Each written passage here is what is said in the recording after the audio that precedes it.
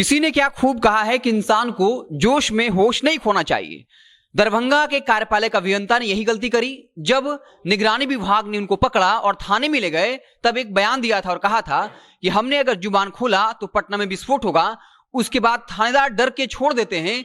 3 महीने बीत जाता है, कोई कार्रवाई नहीं होती। उसके बाद जब विधानसभा का सत्र चल रहा होता है, बीजेपी के विधायक संजय सरागवी ये मसला उठाते हैं। उसके बाद ग्रामीण विकास विभाग के मंत्री जयंत राज अलबला जाते हैं, उनके पास सवाल का कोई जवाब नहीं होता है। फिर विधानसभा अध्यक्ष विजय सिन्हा नाराजगी जताते हैं और एक कमेटी का गठन करते हैं और कहते हैं कि अब ये कमेटी उस भ्रष्ट इंजीनियर के मसले को लेकर जांच करेगी। आपको बता दें कि जैसे ही ये मसला विधानसभा सत्र में गरमाया, वैसे ही सत्र के खत्म होते ही 4 दिसंबर को 3 महीने के बाद उन्हें निलंबित किया गया और अब विधानसभा के दौरान नोटिफिकेशन जारी किया गया है, अधिसूचना जारी की गई है कि उस भ्रष्ट इंजीनियर के खिलाफ कार्रवाई की जाएगी।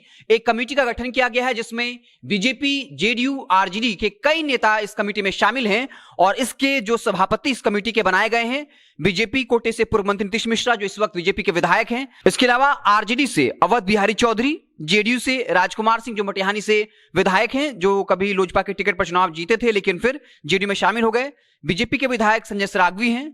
इसके अलावा बता दें कि जो ग्रामीण कार्य विभाग विधानसभा के सचिव हैं वही इस कमेटी के सचिव हैं और 3 महीने के अंदर विधानसभा अध्यक्ष को यह रिपोर्ट सौंपनी होगी। तो साफ तौर पे दरभंगा कार्यपालक अभियंता अनिल कुमार की शामत आ गई है।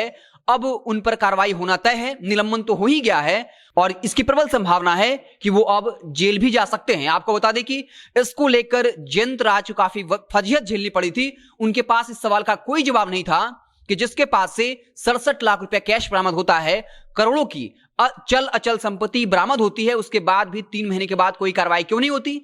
इसलिए कार्रवाई नहीं होती क्योंकि उसने कहा था कि अगर हमने जुबान खोला तो पटना तक में विस्फोट होगा।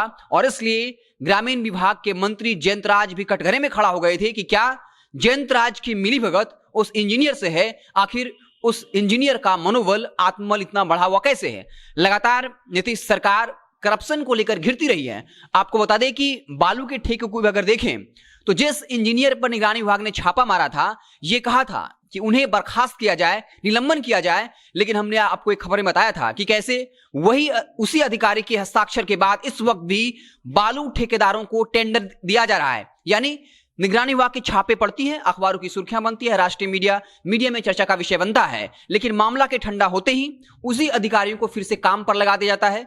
जुलाई के महीने में भी एक ऐसी खबर आई थी जहां पर एक एसडीपीओ पर बकायदा निगरानी विभाग ने छापेमारी की थी।